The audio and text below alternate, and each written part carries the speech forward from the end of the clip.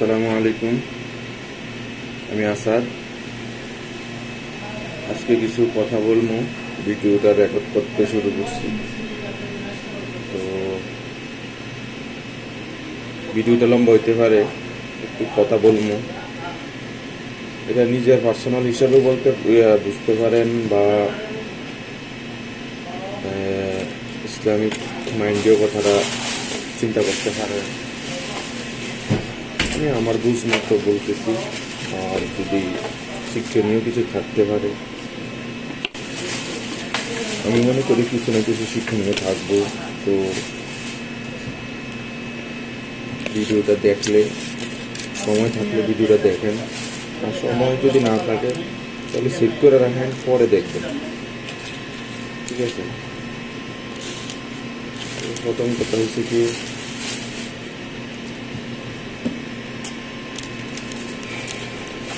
যখন থেকে বুঝ শুরু হয়েছে প্রাইমারি স্কুলে পড়ি।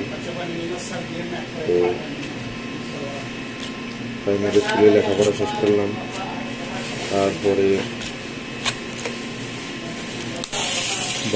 বড় ভাই আর বাপে মিললে মাদ্রাসায় নিয়ে দিল।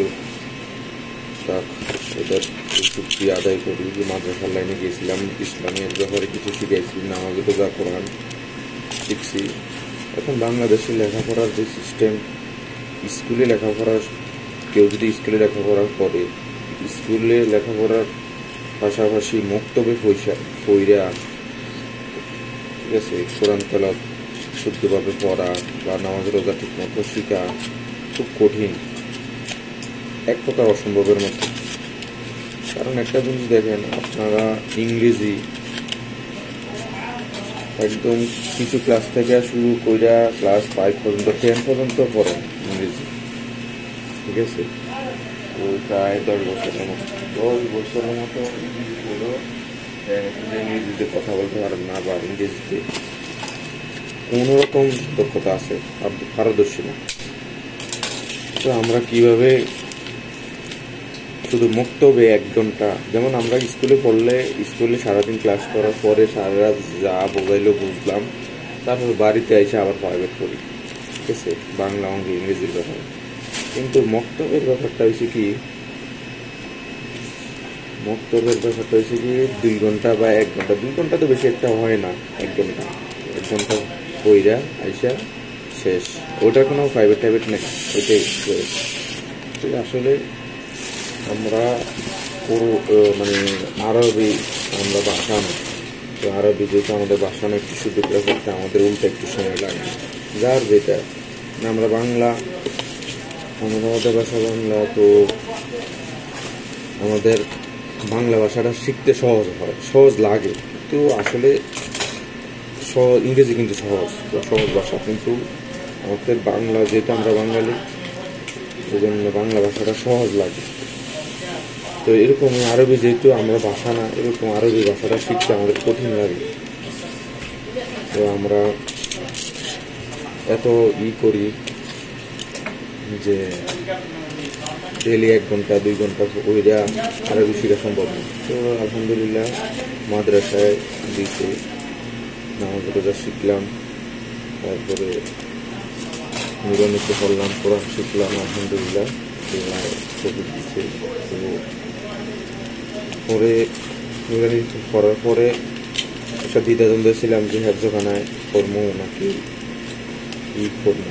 তো আমাদের এক জায়গায়, আমরা যে নুরানি পড়ি, কয়েকজন হুজুর ছিল, তার মধ্যে একজন হুজুরে বলছিল যে তুমি হেফজ করো না, তুমি কিতাবের লাইনে যাও, মানে মাওলানার লাইনে যাও, তুমি হেফজ হয়তো না করতে পারো। তারপরেও দেখা গেছে যে মাদ্রাসায় একটা নিয়ম আছে, যেই জায়গায় নুরানি পড়ছি ওই জায়গায় কিতাবখানা ছিল না। তো ওই জায়গায় ছিল না, আমরা ওই রকম, আমাদের ফ্যামিলিও কোনো ওই রকম না, মাওলানার লাইনের না, হুজুরের লাইনের না, যে অভিজ্ঞতা হয় তারপরে কি করে না। নুরানি পড়ার শেষে তো ওই মাদ্রাসাতে কিতাবখানা যেহেতু ছিল না, ওই হেফজখানায় ভর্তি হয়েছি। হুজুরে বলছে যে কিতাব যেহেতু নুরানি যেহেতু শেষ হয়েছে, হেফজ শুরু করে, ঠিক আছে? ওই যে হুজুরে বলছিল কারি সাহেব, হ্যাঁ 11 वालेकुम सलाम। ये लो उसको बात करके क्या क्या सवाल थे। अच्छा तो हाँ একটু কাজে আছি তো কাজ দিয়া কাজে আছি তো কাজের একটু ইয়ে থাকবো।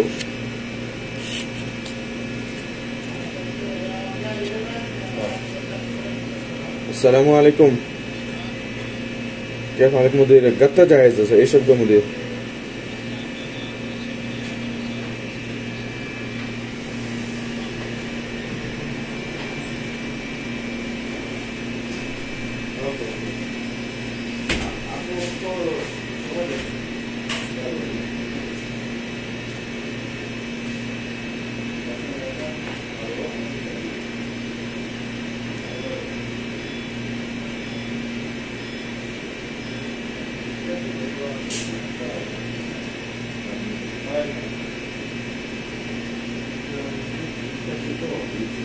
किसका किसका बताया है? वो देखो सामने रखा 2 प्लेट। हाँ ये औसत साहन है, ठीक है। তো মাদ্রাসা করে লাগা করলাম, তো হেফজখানা গেলাম। তো হেফজখানা যাওয়ার পরে শুরু করছি, আমার মাথায় ধরছিল না, মানে হয়তো নসিবও নাই, তারপরে আমার থেকে কম ব্রেইনের যে ছাত্ররা আছে তারা লাইগে থাকার কারণে বা নসিবে আছে, ভাগ্যর কারণে আজকে হেড শেষ করছি। और कुछ नहीं बोला, आपके पास देने के लिए बोला चोरा देने के लिए। पूरे दुकान का सूरा चाहिए, किस चीज का बोला भाई? वो प्याज का टमाटो का, मेरे को गुस्सा नहीं हो। वो बोला प्याज का टमाटो का चोरा देने के लिए उसको बोलो। अब तुम्हारे पास मोबाइल देने के लिए बोला तो मैं दिया, अभी क्या करेगा?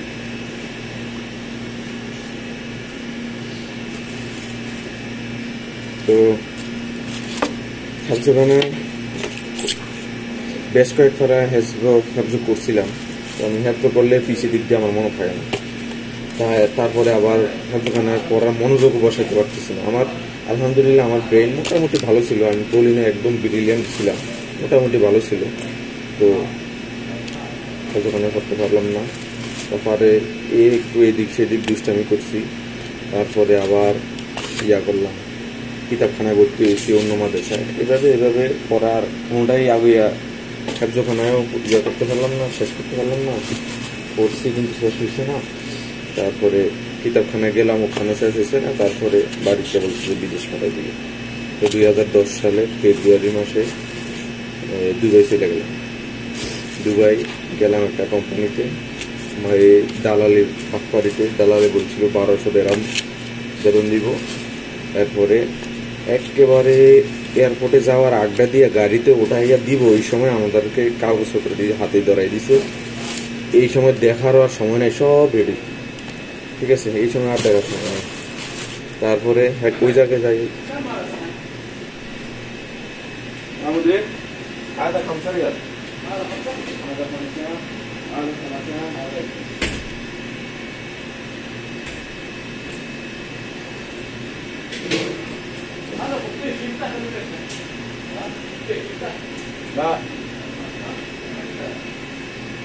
তো ওই জায়গায় দুবাইতে যাইয়া সেটা দেখলাম কন্ট্যাক্ট কম চাই দেই 600 রিয়াল বেতন। আরে 600 রিয়াল, আরে 600 দেখাম ওই সময়। এখন তো সৌদি, হ্যাঁ কবুতর 36 সিটটা সালাফিন।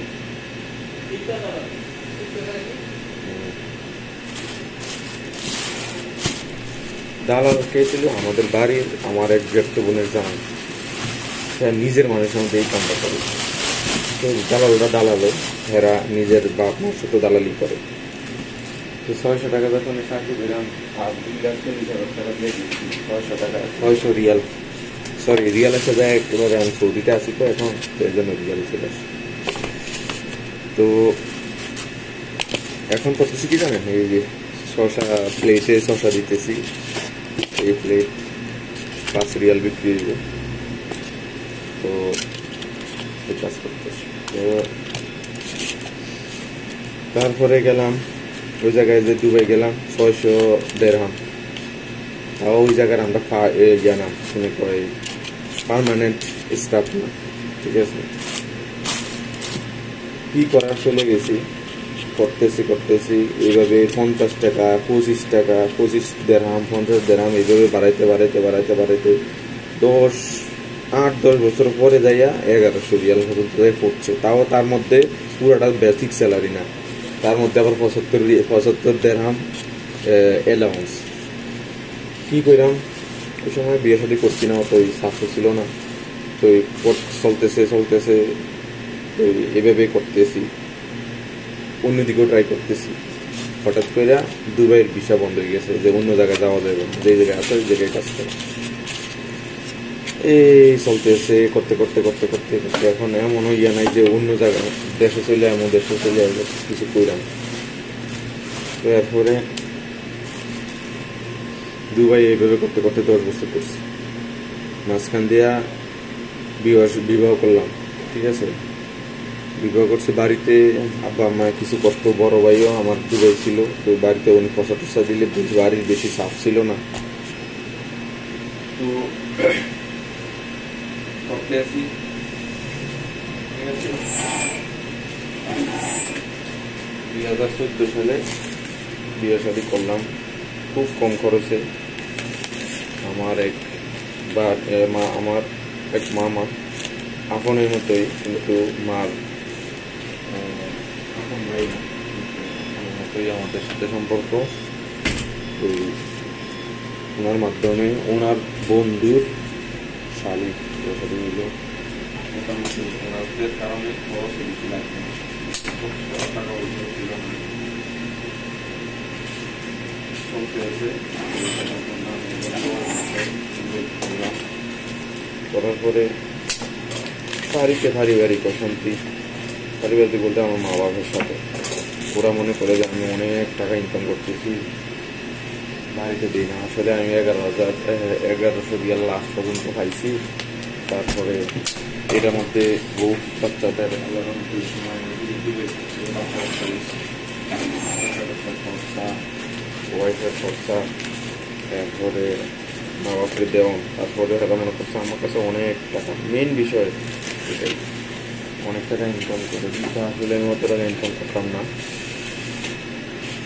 ঠিক আছে। 1100 রিয়াল বেতন ছিল, মাঝে মধ্যে কিছু ওভার টাইম বাড়তি টাকা খাইতাম। তো ফ্যামিলি এত রাজনীতির কথা হয় না, তারাও আমার মধ্যে খুব তেমন বেশি টাকা দিই না। কারণ ফ্যামিলি বলতে বিশেষ করে আমার মা বাবা, আমার ওয়াইফ না, ওয়াইফকে যা দিচ্ছি তাই চলছে। তারপরে তারা মনে করতেছে বেশি টাকা দিই না, আমি বেশি টাকা সব করতেছি, চাইতেছি। এই একটা রাগের থেকে 2020-এর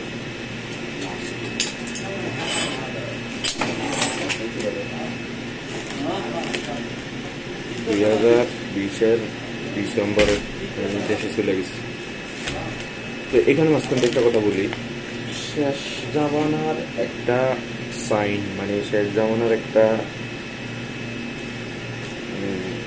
যত আলামত আছে না, ছোট্ট একটা আলামত মধ্যে এইটা, যে আপনার দিনগুলা সময়গুলা অতি দ্রুত চলে যায়।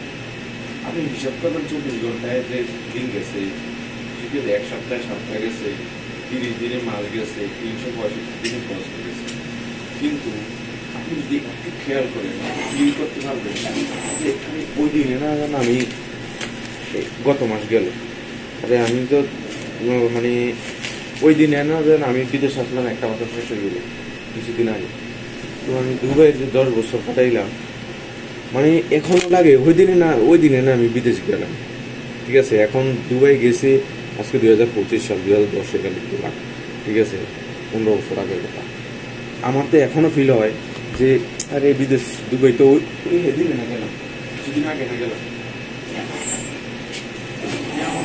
আলামতের একটা সাইন এটা, যে আপনি নিজে বুঝতে পারবেন যে সময় কত দ্রুত চলে যেতেছে, সময় দ্রুত চলে যেতেছে, আমাদের হায়াতও তাড়াতাড়ি চলে যেতেছে, হায়াতও শেষ হইতেছে, মরণের সময় আইতেছে কাছে সময়।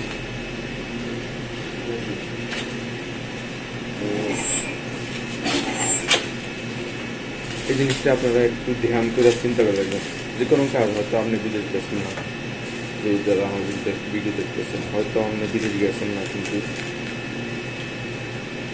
অন্য অন্য কাজে বিয়ে শাদী করছেন বা লেখাপড়া করছেন, মানে একটু চিন্তা করবেন যে এই কিছুদিন আগে না আমি এই কাজটা করলাম, কিছুদিন আগে এটা করলাম, এই কাজটা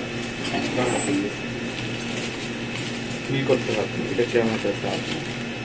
দিনগুলা বরকত ছেড়ে দেব, মানে সময়ের বরকত কিন্তু অনেক ধরনের অনেক, ঠিক আছে। আপনি সারাদিন দেখবেন অনেক কাজ করছেন, দিন শেষে দেখবেন কিছু হয়েছে না, ঠিক আছে।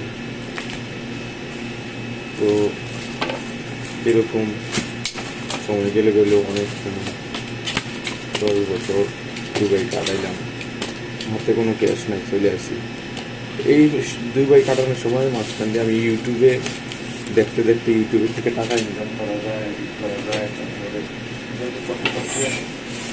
ইউটিউবে ভিডিও দেখতে একটু শিখলাম। ইউটিউবের মধ্যে ভিডিও কপি করে দিতাম, ওই সময় প্রথম চলতো, মোটামুটি টাকা ইনকাম করতে হলো।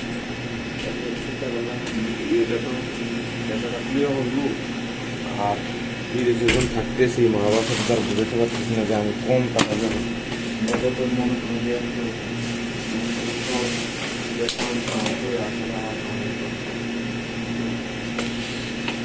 তো বেশি কম লেগে দিয়ে বহুত আগে দিয়ে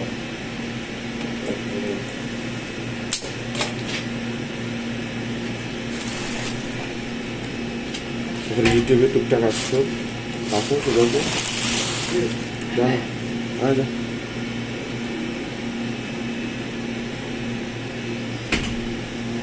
ইউটিউবে ওই সময় টুকটাক কিছু টাকা হয়তো চিন্তা করলাম সংসার দিয়ে চলবে, সমস্যা নেই, বেশি পেলে 2020-এর লাস্টে কিলো 25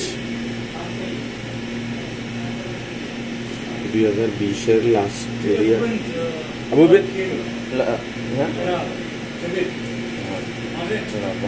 कार्टून ही ज्यादा से भी कार्टून इतना किलो।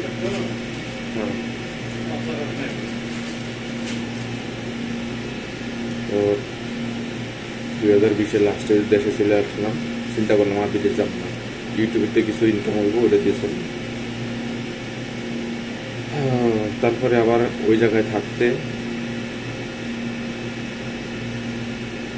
থাকতে একটা ফেসবুকে একজনের লোকের পরিচয় হয়, সে ড্রপশিপিং শিখায়। ড্রপশিপিং একটা অনলাইনে ব্যবসার মাধ্যম। ড্রপশিপিং শর্ট করে বলি, যে মালটা অন্য দোকানের কাছে থাকে, আমি অনলাইনে অন্য কাস্টমার থেকে অর্ডার নিয়ে যেই লোকের কাছে মালটা আছে ওই লোকের কাছে আবার বলে দিই যে এই লোকের মাধ্যমে এই টাকাটা এই মালটা পাঠিয়ে দাও, আমি টাকা দিতেছি, এইভাবে করলাম।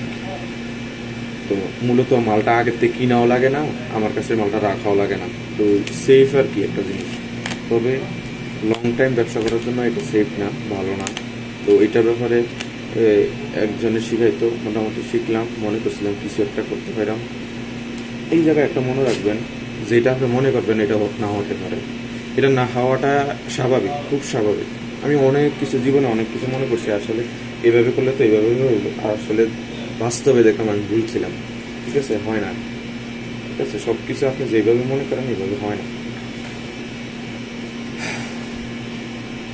তো মনে করছিলাম ব্যবসা করলাম অনলাইনে, ফিজিক্যালি মানে দোকানপাট দিতে অনেক টাকা লাগে, অত টাকা নেই,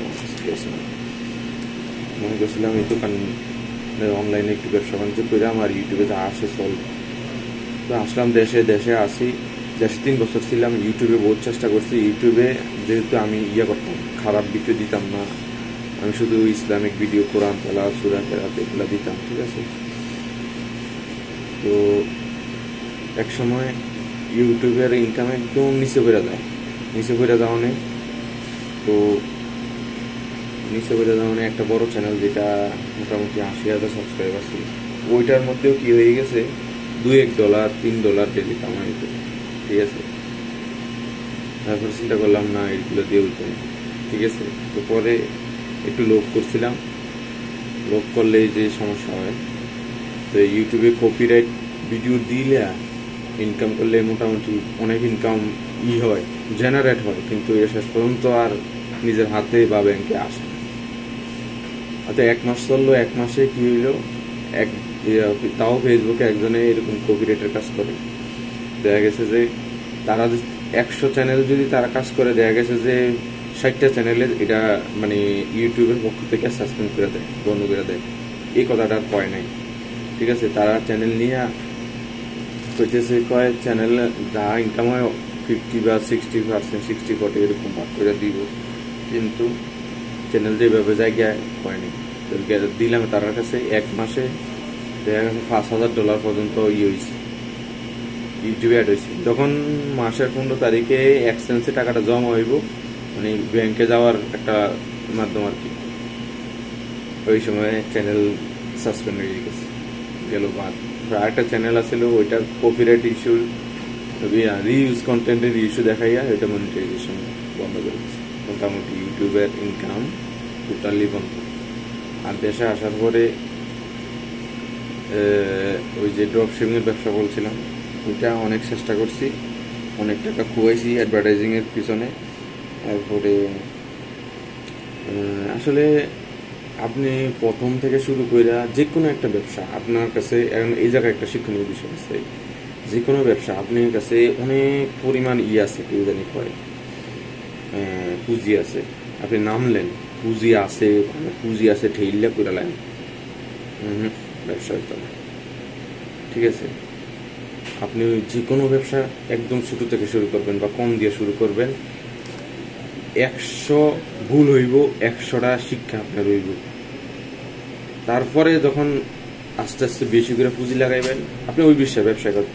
ড্রপশিপিং আমি করি, ড্রপশিপিং এর ব্যবসা অনেকে করে কোটিপতি হয়ে গেছে, ঠিক আছে। আবার ড্রপশিপিং এর ব্যবসা করে অনেকেই লাখ লাখ টাকা অ্যাডভার্টাইজিং এ করছে।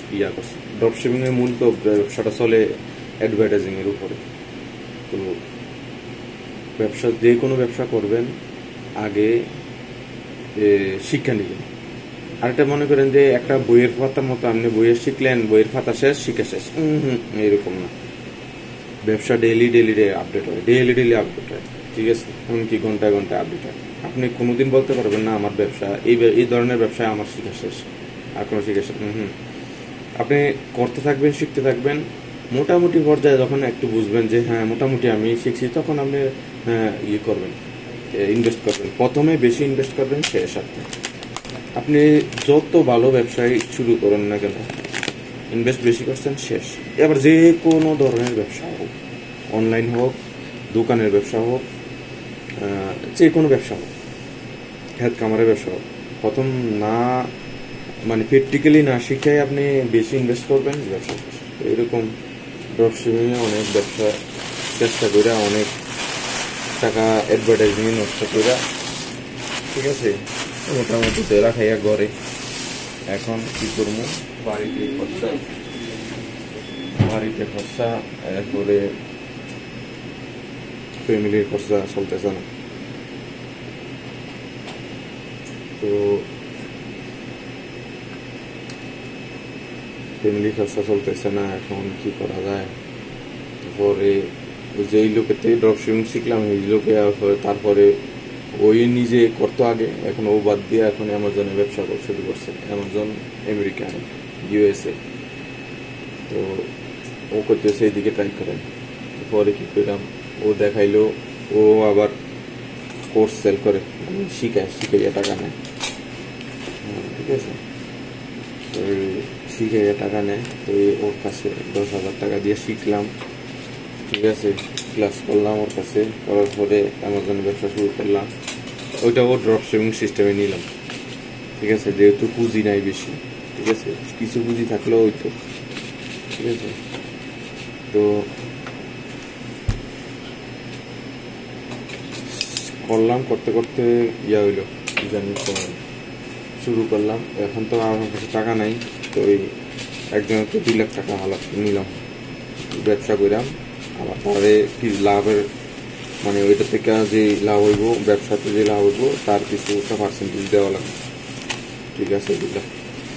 2 লাখ টাকা নিলাম, নিয়ে এরপরে এভাবে অনেক টাকা নিলাম, নিয়ে অ্যামাজনে লাগাইলাম।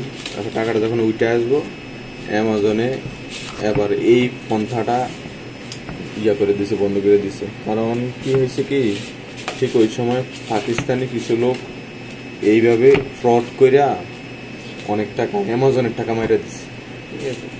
তো অ্যামাজনে খুব স্ট্রিক্ট হয়ে গেছে। তো এই ব্যাপারে ওই জায়গায় অ্যামাজনে আমার অনেক টাকা লস হয়ে গেল, ঠিক আছে, টাকা উঠে আসে না।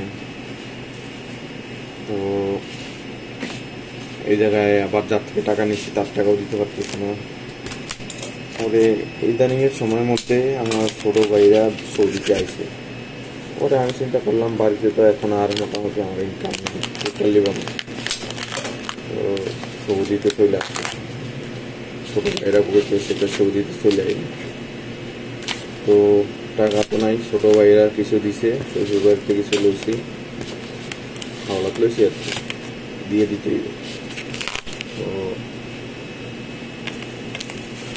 সৌদিতে আসলাম, এখন সৌদিতে আসি। সৌদিতে একটা দোকানে কাজ করি যেটাকে কয় গাত্তা জাহেজ কয়, আরবিতে গাত্তা জাহেজ কয়। তো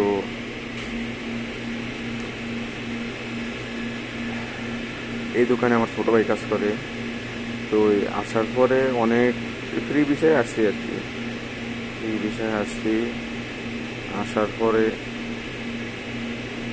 অনেক চারিদিকে কাজ করছি। যে আনছে তার সাথে কথা ছিল যে কাজ দিতে পারতো না, শুধু আইনে দিই কথা ছিল। হ্যাঁ কোনো দোষ নাই, হ্যাঁ কইছে তুমি নিজে কাজ নিজে তালাশ করে নিবা, আমার কোনো দায়িত্ব নেই। তো ছোট ভাইয়ের কাছে রইলাম। ছোট ভাইয়ের কপিলের দোকানে কাজ করতেছে আইসা। ওখানে একজন লোক লাগতো, ওরা লাগে না এরকম আর কি, মানে হইলে ভালো না হইলে অচলে এরকম আর কি। তো তারা আমার ছোট ভাই আর লগে আরেকজন আছে, দুজনে মিলে কইছে যে আচ্ছা ঠিক আছে লোক লাগবো, কপিলে কোরআনে তো কপিলে আমাদের রাখছে। এই টাইমে আমি আসার 4 মাস পর্যন্ত কপালা হয়েছি না, কিন্তু করছিলাম ওই জায়গায় কাজ করছি। তো এই জায়গায় সবজি দোকানে কি এই দেশের সবজি দোকানে কিন্তু চেকিং বেশি, সরকারি বল দিয়া চেকিং, পুলিশের চেকিং বেশি, ঠিক আছে। তো খুব ভয়ে ছিলাম, কারণ আমার আকামা অন্য জায়গায় ছিল, এই দোকানের নামে ছিল না। তা আমরা আকামা থাকলেও অন্য দোকানের নামে থাকলে কিন্তু পুলিশে দেখলে ধরে জিজ্ঞাসা যাওয়া যাচ্ছে পুলিশের কি মোজ কলা আছে আছে একটা ওই আর কলা দাও, কাস্টমার আছে,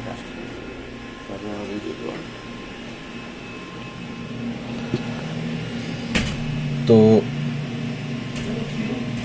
4 মাস ইয়ে করছি, বহুত চেষ্টা করছি। আসলে নিউজপেপারের ব্যাপার আছে, অন্যদিকে অনেকের মাধ্যমে যোগাযোগ রাখছি যে কোনো একটা কাজ ভালো, মোটামুটি ভালো বেতনের পাওয়া যায় কিনা। এই জায়গায় এখনো কাজ করতেছি, বেতন খুব কম, 1400 রিয়াল বেতন, খাওয়া নিজে, ফলা হয়তো করে দেবো। হয়তো অনেকে বলবেন যে এই বেতন তো অনেকের নাই, আসলে ঠিক আছে নাই, কিন্তু এই বেতনে খাইয়ে দেয় হমন। বিদেশ করে যদি বাড়ির খরচ দিয়া আমার নিজের এই জায়গায় খরচ শেষ করে যদি কিছু টাকা কমসে কম 20,000 টাকাও যদি সেভ না করা যায়, তাহলে এই বিদেশের কোনো লাভ নেই, ঠিক আছে। এটা একটা জিনিস মাথায় রাখবেন, 20,000 যদি সেভ না করা যায় কোনো লাভ নেই, খাইয়ে দেওয়া সমস্যা। তো নিজের লাইফ আছে এখানে। একটা জিনিস আছে যে কিছুদিন আগে একটা বাঙালির ভিডিও দেখলাম, সৌদিতে কাজ করে, উনি 32 বছর ডিউটি মানে বিদেশে করতেছে 32 বছর।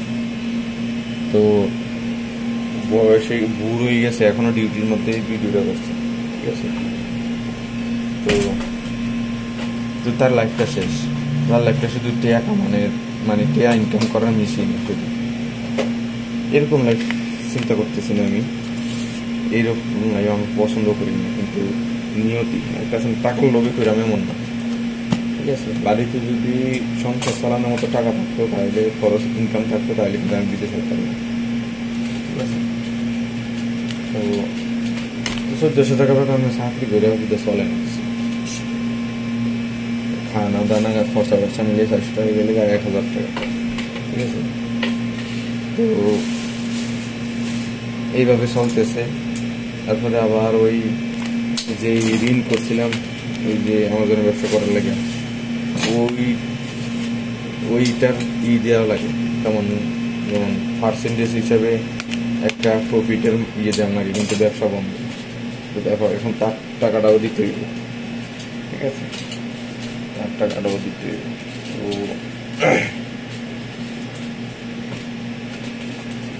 এরপরে চলতে আছে দুবাইতে। এখন দুবাইতে আর সৌদিতে আছি। অন্যান্য জায়গায় অনেক চেষ্টা করছি, হয় নাই। তো এখন এই জায়গায় আছি, এই জায়গায় কপালা করে রয়েছি যে এই জায়গায় সবজি দোকান তো চেকিং হয় বেশি, রিক্স থাকে বেশি, লম্বা সময় কাজ করে আমি চলে আসছি আর কি।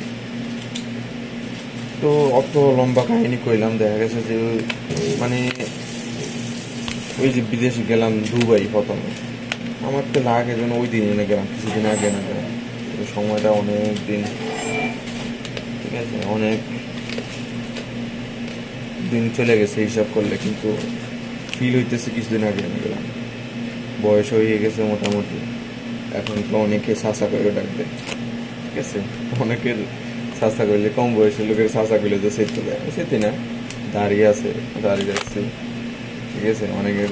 অনেকে চাচা করে ডাকবে, চাচা, ঠিক আছে। অনেকে মুরব্বী করে ডাক দেয়। আমার লগে এক সিলিডি আছে, সিলিডি আমার মুরব্বী করে ডাক দেয়।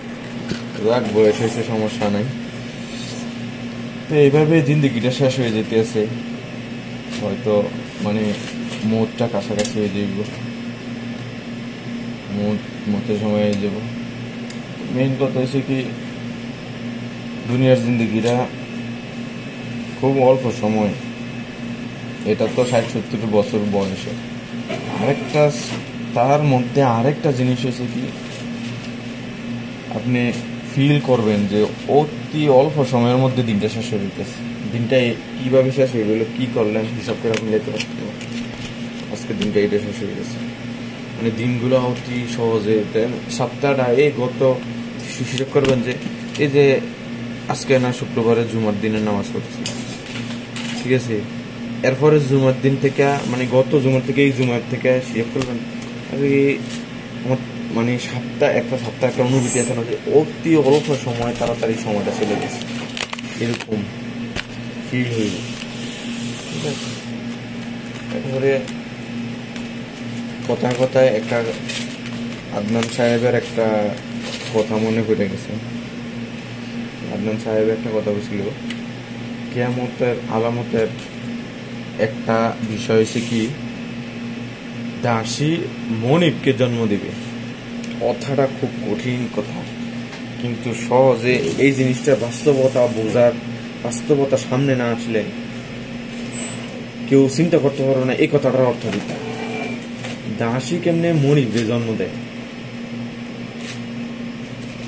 বহুত বড় এবং খুব কঠিন কথা, ঠিক আছে। তো বিষয়টা হচ্ছে কি, দাসী কিভাবে মনিবে জন্ম দেয়, এটা পৃথিবীতে এখন চলতেছে, আছে, সব জায়গায় নাই, এটা অনেক জায়গায় ইনলিগেল, কিছু কিছু জায়গায় গোপনে গোপনে চলতে আছে। কোন জায়গায় আছে, আমাদের দেশের আশেপাশেও আছে, ঠিক আছে। তো মেইন পয়েন্টটা বুঝেন, দাসী মনিবকে জন্ম দেয়। এবার বুঝবেন কিভাবে দাসীর জন্ম। এখনকার মেয়েরা কোনো কিছুই করতে চায় না, শুধু আয়েশ, ঘোরাফেরা, চলাফেরা, বা ঠিক আছে নিজের ফিগার নষ্ট হয়ে যাবো থেকে বাচ্চা জন্ম দিতে চায় না, ঠিক আছে। বাচ্চা জন্ম দিলে ফিগার নষ্ট হয়ে যাবো, কষ্ট হইব, জন্ম দিতে চায় না। তারপরে আবার এটা হচ্ছে একটা মজবুত, এইটা একটা হচ্ছে করতে চায় না। আরেকটা হচ্ছে কি, অনেক মেয়েরা, অনেক মায়ের বাচ্চা হয় না, ঠিক আছে। তো তারা করে কি, গরিব এলাকা যাইয়া তো তারা বিভিন্ন মহিলার সাথে কন্ট্যাক্ট করে কি, আমার স্বামীর যে বাচ্চা হওয়ার যে স্পাম আছে না, ওই স্পামটার মাধ্যমে তোমার গর্ভে বাচ্চা দেওয়া হইবে, ঠিক আছে। তো তুমি 12 মাস আরে 10 মাস 9 মাস যে কয়দিনই লাগে বাচ্চা হইতে তুমি গর্ভধারণ করবা, বাচ্চা হইব, বাচ্চা হওয়ার পরে বাচ্চা ভূমিষ্ঠ হওয়ার পরে তুমি বাচ্চা দিয়ে দিবা আমাদের, ঠিক আছে? এইভাবে এটারে পেট বাড়াও কয়, ঠিক আছে? এটা পাশের দেশে আছে। তারপরে এটা নিয়ে একটা নিউজ আর একটা মুভিও হয়েছে, মুভিজটা আমি ইয়ে করছিলাম এরকম, ঠিক আছে? মুভিজও আছে এরকম। তো এই বাচ্চা হয় না, বিভিন্ন অ্যাক্সিডেন্টে হওয়ার কারণে বাচ্চা হয় না, বাচ্চা না হওয়াতে আরেকজনের সাথে আরেকজনের বাচ্চা নেয়, বাচ্চা গর্ভধারণের পরে। তো আরেকজনের গর্ভধারণের মাধ্যমে হয় আর কি। তো বাচ্চা যখন জন্ম নেয় তখন আবার ওই যারা ভাড়া নেয় পয়সা নেয় তারা কিনে নেয়। ওই যেই মহিলা বাচ্চারে 10 মাস পেটে ধরলো, ঠিক আছে, ওইবার বাচ্চা ভূমিষ্ঠ হওয়ার পরে তার বিনিময়ে কিছু টাকা হয়। তো এই টাকার জন্য তারা এটা করে। তো হইল কি, যে বাচ্চাটারে জন্ম দিছে এটা তার মনিবের ছেলে বা মেয়ে হইল নি, তার মনিবের ছেলে বা মেয়ে হইছে। তো এই বাচ্চা দিল কারে? হ্যাঁ, মনিবের ছেলেরে জন্ম দিছে। তো মনিবের ছেলে তো মনিবই হয়, ঠিক আছে? এই যে জন্ম দিছে হ্যাঁ তো দাসী, ঠিক আছে? তো কি হইল, দাসী মনিবরে জন্ম দিল। বিষয়টা মোটামুটি বুঝে আইসি না, হয়তো আমি বুঝাইতে পারছি কিনা জানি না, মোটামুটি বুঝে আইসি সম্ভবত, ঠিক আছে?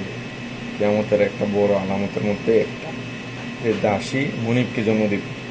তো টাকার বিনিময়ে সে জন্ম দিল কি হ্যার মালিক, যেহেতু হ্যারে ভাড়া করছে তো হ্যাঁ তো দাসী হইল, আর যে ভাড়া করছে হ্যাঁ তো মনিবই হইল, ঠিক আছে?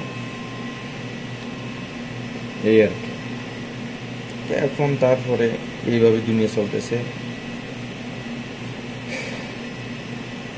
দুনিয়া এখন বর্তমানে ফিলিস্তিনে খুব কঠিন অবস্থা, করুণ অবস্থা। ওদের জন্য যে আল্লাহ, আমাদের জন্য এই আল্লাহ। ওদের আল্লাহ আমাদের আল্লাহ একই আল্লাহ, একই সৃষ্টিকর্তা। তো ওরা খুব কষ্টে আছে। এখন হয়তো আমার কথা ভুল হইলে আল্লাহ মাফ করুক, সেন্সিটিভ কথা, আল্লাহ মাফ করুক। আর ভুল হইলে আপনারাও ধরাই দিতে পারেন।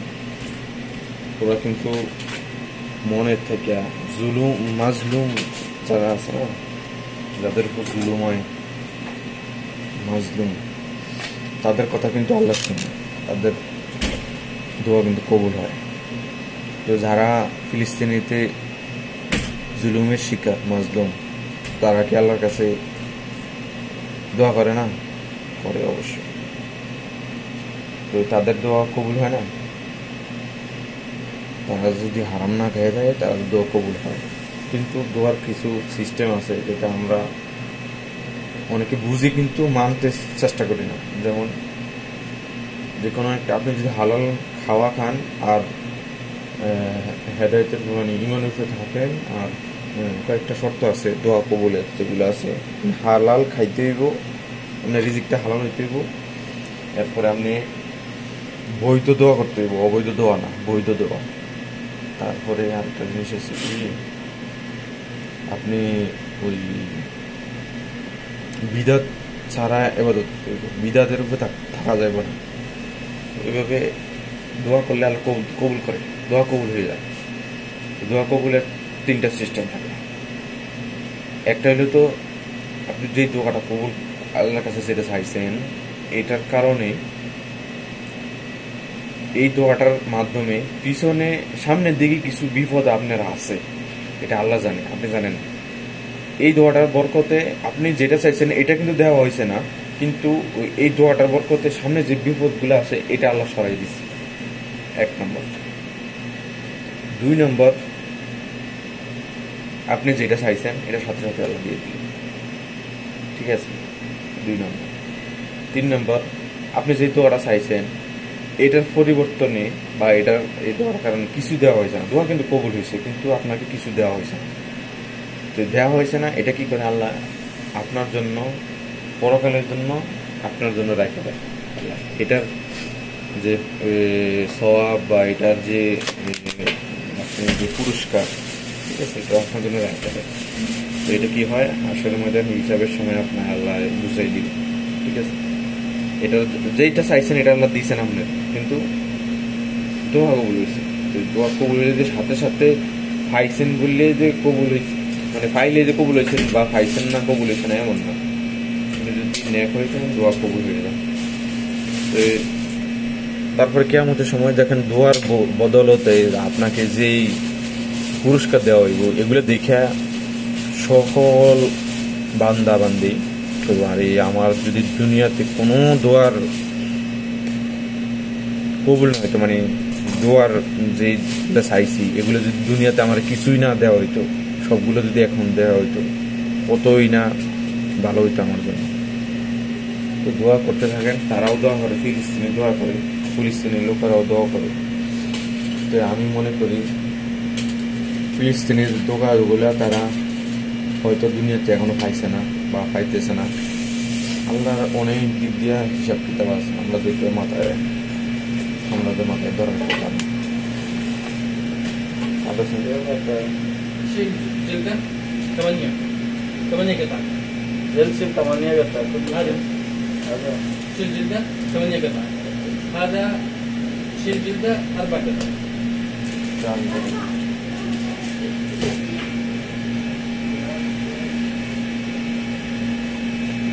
मैडम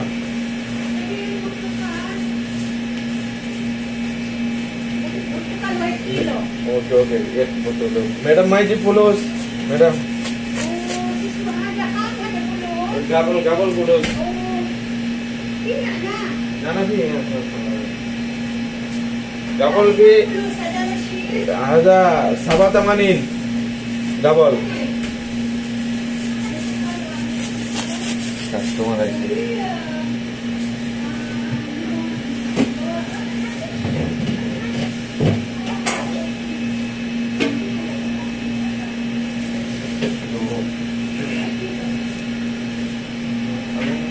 মনে হয় যে হয়তো আমি ভুল হইতে পারি, আমার তো মনে হয় যত অসহায় মাছ বন্ধু তারপরে তাদের খুবই হয়, কিন্তু হয়তো আল্লাহ আখিরাতে তাদেরকে আরো উত্তম 7 হয়তো আল্লাহ আখিরাতে আরো বেশি করে দিব, জানি না আল্লাহ জানে।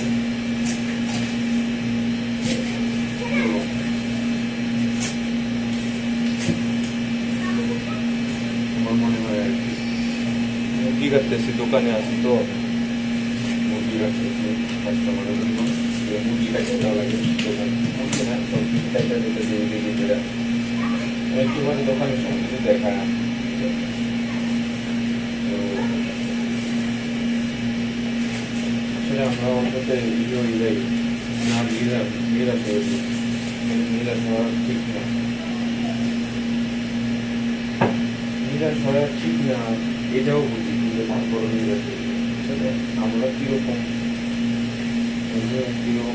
বলবো এটা আমার জানা নেই।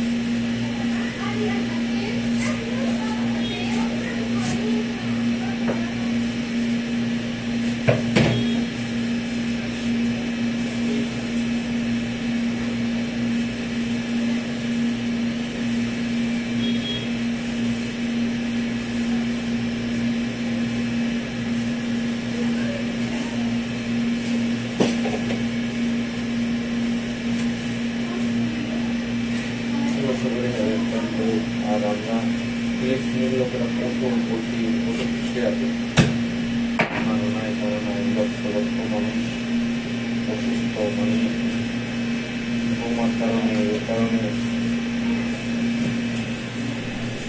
হাসপাতালে চিকিৎসার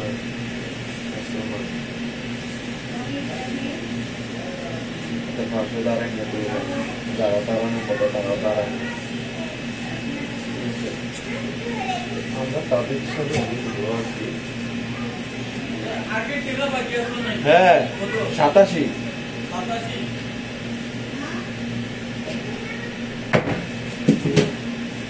সাবা তামানি ডাবল পুরুষ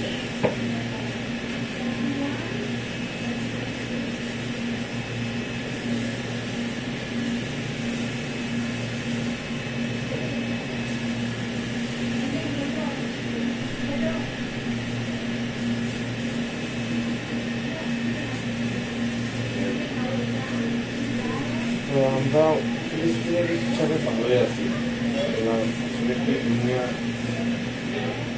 সবাই আল্লাহ পরীক্ষা করে কেউ সম্পত্তিও পরীক্ষা করে কেউ সম্পদ নারীও পরীক্ষা করে কেউ কষ্টকে পরীক্ষা করে কেউ সুখ দিয়ে পরীক্ষা করে এটা তোমার আসলে বলে গেছে ঠিক আছে কারে কিভাবে পরীক্ষা করে এটা কে জানে আর সবারই এক জিনিসটা পরীক্ষা হতো না দুনিয়া চলার জন্য যারা অনেক যেমন আমিও চাই যে আমার কাছে অনেক টাকা হোক যদি এই জায়গায় কষ্ট করতেছি যাতে কষ্ট পাওয়া না লাগে কিন্তু এরকম সবার কাছে যদি টাকা থাকতো কেউ কারো মুখাপেক্ষি না হইতো তাহলে সেটা দুনিয়া চলতো না চিন্তা করে যেমন এখানে আমি কাজ করতেছি আমার যদি অনেক টাকা থাকতো তাহলে আমি কাজ করবো কিন্তু এখন আমি যে সার্ভিসটা দিতেছি এই সার্ভিসটা কে দিতে এরকম সবার কাছে যে অন্য কেউ দিত তাহলে অন্য কেউ দিত অন্য কাছে টাকা থাকতো সেই কথা আমরা দুনিয়া সুন্দরভাবে পরিচালনা করার জন্য কেউ গরিব কেউ ধনী ঠিক আছে কেউ ব্যবসায়ী কেউ চাকরিজীবী এইভাবে দুনিয়া চলবে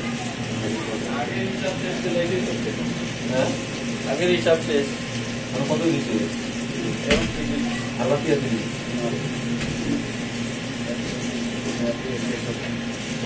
এখন কত আগে 87 ছিল 87 এবং 30 এখন 30 87 আর 30 কত হয় ওনার এখন খরচা 30 ছিল 87 আর 30 কত হবে ধরো 120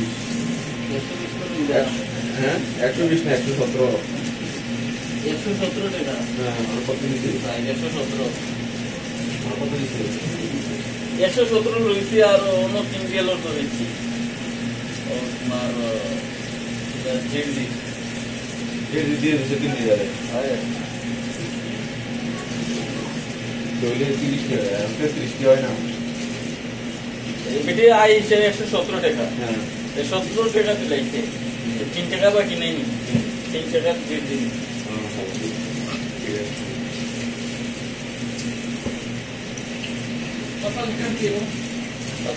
किलो सवारी बता दो 70 बता दो सादा खमसरी kilo खमसरी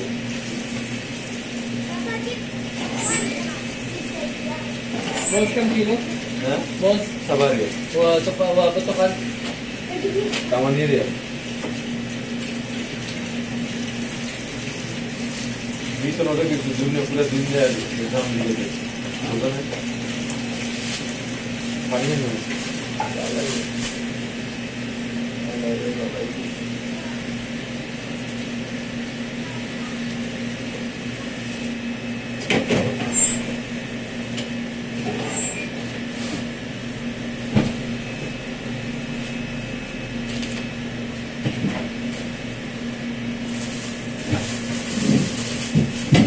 Bagetnya akan menjaga rasa.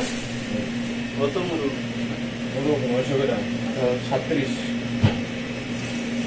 36.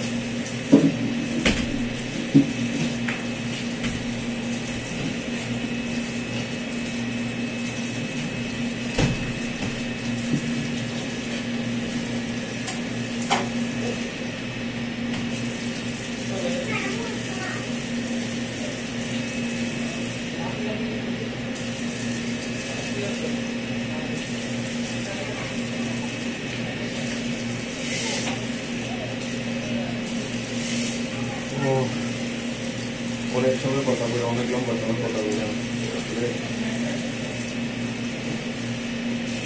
কথা যদি মন চাইলেও তারপরে কথা বললাম। এখন সৌদিতে আপনি চেষ্টা করতে থাকলে ব্যবসা করার লাগে। সৌদিতে ব্যবসা করতে খুব অনেক টাকার প্রয়োজন, মানে দোকানপাট দিতে হচ্ছে, ব্যবসা করতে দোকানপাট আর বড় ধরনের ইন্ডাস্ট্রি বহুত টাকা করছে, এটা তো সম্ভবই না।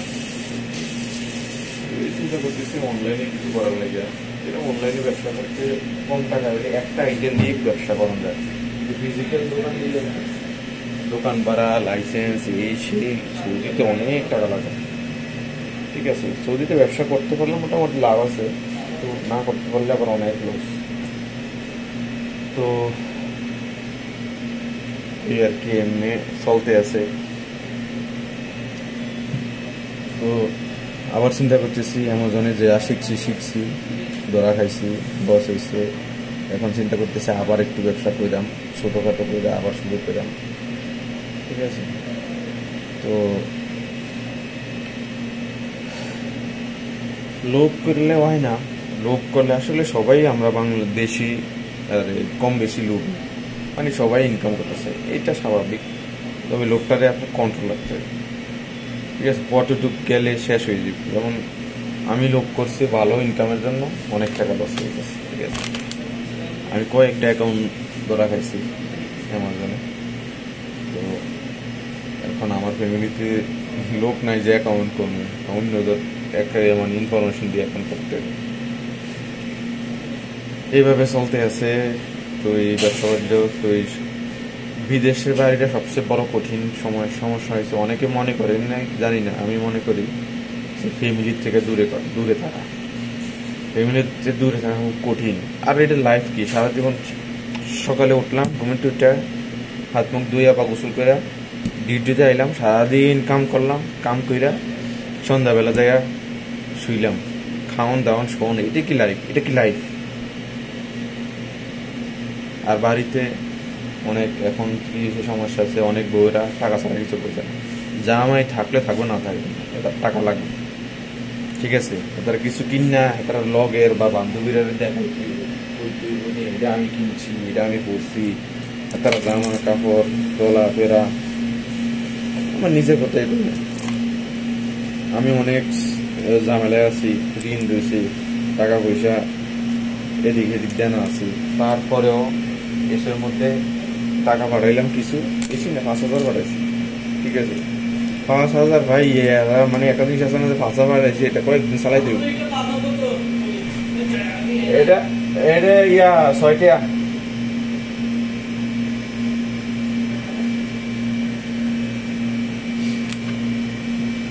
তো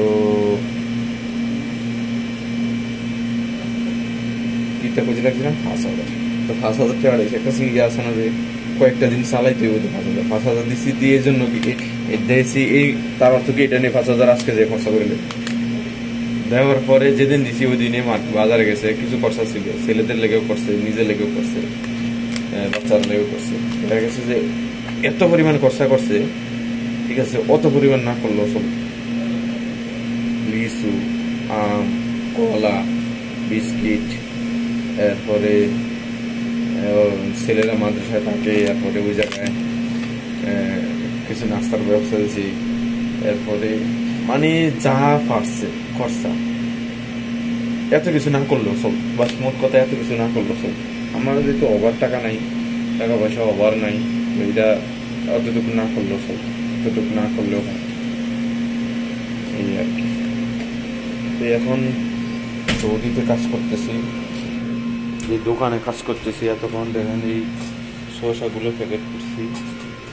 ঠিক আছে, এখানে বেগুন প্যাকেট আছে, দিয়ে 5 টাকা করে বিক্রি করবো, কিতা বিক্রি করি দেখাই। এটা হচ্ছে একটা মশলার প্যাকেট, আস্তা মশলা আর কি।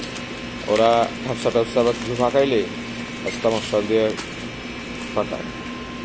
এখন দারচিনি প্যাকেট 1 রিয়াল, এটা 2 রিয়ালে বিক্রি করি।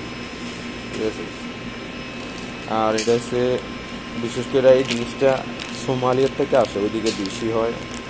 এটা হচ্ছে লেবু, শুকনা, কালো হয়ে গেছে, শুকাইলে কালো হয়ে যায়, কীভাবে করে জানি না, তবে এটা লেবু শুকনা। এই সাইডটা লেবু 1 রিয়াল।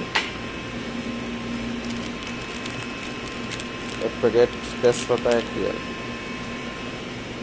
এবার দেখাই এটারে বাহারাত কয়। বাহারাত মানে কি মিক্স মশলা আর কি। এটা জাল ছাড়া, সাদা, এটার ভিতরে কোনো হলুদ নাই বা কালার জাতীয় যেটা আছে এটা নেই, 1 রিয়াল। আর এটা চিকেন স্টক, ঠিক আছে, এটা ম্যাগি কোম্পানির চিকেন স্টক 1 রিয়াল। এইটা টেস্টি সল্ট 1 রিয়াল। এই কটুক সল্ট আছে 1 রিয়াল। তারপরে এটা হচ্ছে কি জানি রসুনের পাউডার, তরকারিতে বা কিসে ব্যবহার করে কীভাবে খায় জানি না। আমরা তো রসুনের পাউডার কোনো সময় ব্যবহার করছি না, সব সময় কাঁচা রসুন ব্যবহার করছি। অবশ্যই কাঁচা রসুনে ফায়দা বেশি, কিন্তু এটার মধ্যে ফায়দা বেশি না, যার যেরকম।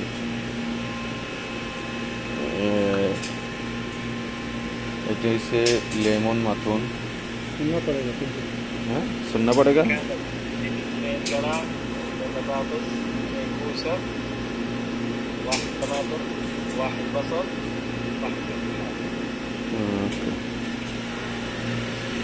কাস্টমার আছে, ঠিক আছে, কাস্টমারে ইয়া কিতা কিতা নিব বয়স হয়ে গেছে। এরা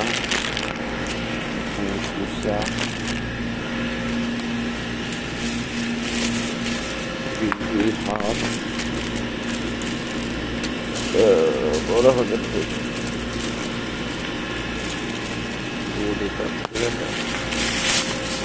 तुम ठीक है बरो ना बोलो।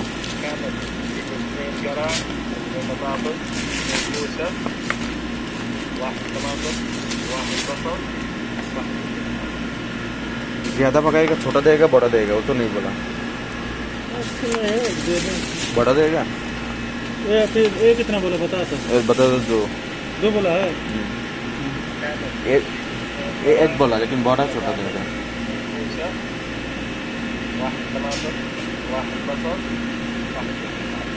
वाहिद बसल बोला है, वाहिद फिलफिल हार बोला है। फिलफिल हार है, छोटा है इसलिए 2 दिया था। 1 रियल का बस।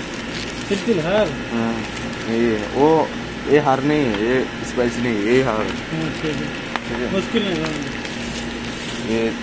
अभी ये बड़ा देगा, छोटा देगा, ये यही वाला दे देना। आपका मुझे 6 12 है। कितना आदमी का खाना बनाएगा वो? मालूम है 12 पीस है वो। क्या मुर्गी? बोला है 12 पीस का बीजा वो है हमाम। 12 पीस हमाम तो बड़ा ले लो। 12 पीस हमाम को बहुत है। बसल बोला है ना? हाँ बसल एक दे। कितना बताता तो बोला है? कितने कितने कितने? 3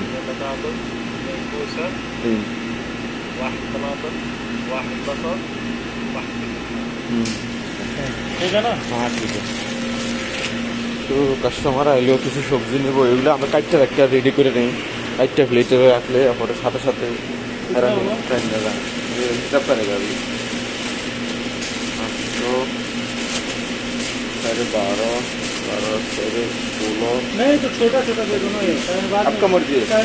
आने लगे। हाँ आपका मर्जी है, तो छोटा ले लो। 8 10 12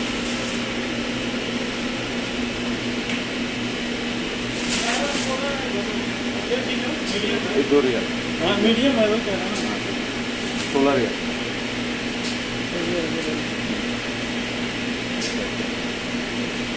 एक हजार रुपये सर।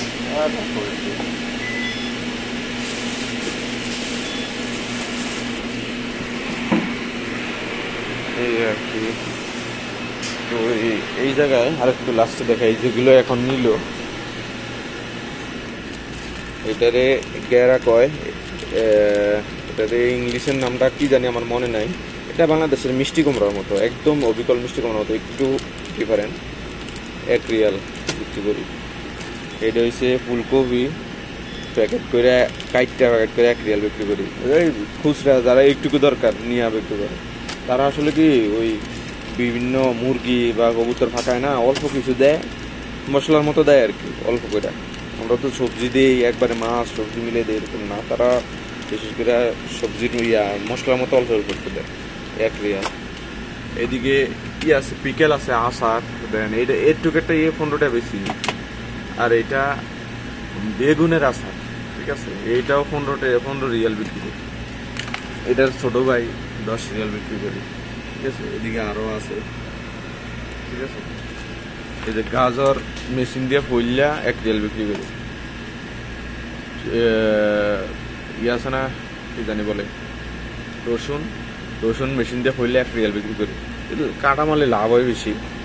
এটা ওদেরও একটু ফায়দা, যে তাদের একটুকি দরকার, কাটা দরকার, ঠিক আছে। যেমন বেশিরভাগ তারা করে কি, বাইরে গিয়া ফাঁক করে, যেমন পিকনিক করে, ঠিক আছে। তখন ওই জায়গায় কাটাকাটি ধোয়া মুছে, এগুলো বহুত ঝামেলার ব্যাপার না। তারা এন থেকে রেডিমেড গুলো পায়, একদম রেডিমেড সব পায়, ঠিক আছে। এই যে সব রেডি করা, পেঁয়াজ কাটা আছে, টমেটো কাটা, ঠিক আছে। তারপরে আলু কাটতে রাখছি, সালাদ বানিয়ে রেডি করে রাখছি, ঠিক আছে, সব রেডি। তারপর মুরগি আছে, যেগুলো আছে আমরা কাটটা রেডি করে বিক্রি করি, ঠিক আছে। এরপরে পানি আছে, লেবেন আছে, এগুলো হচ্ছে মুরগির সিনা পিসটা, কবুতরের যে দাম, 2টা কবুতর একটা প্লেটে দিয়া প্যাকেট করে রাখছে। একটা কবুতর আমরা 33 রিয়াল দিয়ে কিনি, 36 রিয়াল বিক্রি করি, 3 লাভে। অনেক দাম হিসাবে। তারপর মুরগি আছে, এই দেখতে মুরগি, এদিকে ঠান্ডা আছে, ঠিক বিভিন্ন জিনিস আছে। এরপরে কিছু পাস্তা আছে, ঠিক আছে। এরপরে পানি টানি আছে, এদিকে চাউল আছে, চাউল বড় প্যাকেট একটা নামাইয়া আমরা 1 কেজি, 8 কেজি প্যাকেট বিক্রি করি। এখানে কিছু জৈতুনের তেল আছে, ঠিক আছে। এগুলাই দোকানে বিক্রি করি আর কি। মোট কথা হয়েছে কি, আসলে ভাল লাগে না, ঠিক আছে। ভাল লাগে না বলতে কি, ফ্যামিলির কাছে, বাচ্চা কাচ্চা কাছে না থাকতে পারলে ভাল লাগে না। আমার একটা মেয়ে আছে, বয়স 1 বছর পার হয়েছে, ঠিক আছে। গত রোজায় 1 বছর পুরো হয়েছে, এর আগের রোজায় জন্ম নিছে। তো গত রোজা 1 বছর হয়েছে। এখন একটু হাঁটে, একটু দুষ্টামি করে, কান্না করে, এটা করে, ঘরের এটা নষ্ট করে। আসলে এগুলা চোখের সামনে নাই, ঠিক আছে। তো আমার ওয়াইফে প্রত্যেক দিন ছবি পাঠায়, ভিডিও পাঠায় কইরা, তো এগুলা আসলে মন ভরে না, ঠিক আছে। যাক, আমি একা না এই লাইনে, লক্ষ লক্ষ বাঙালি, আমার মনে হয় কোটি তো হইতো না, মানে লক্ষ কোটি হইতো না, লক্ষ লক্ষ বাঙালি বা দেশের বাইরে আছে, ফ্যামিলি থেকে দূরে আছে, ফ্যামিলিকে ঠিক করার জন্য, মানে ফ্যামিলিকে ঠিকঠাক চলে যাতে, ঠিক আছে।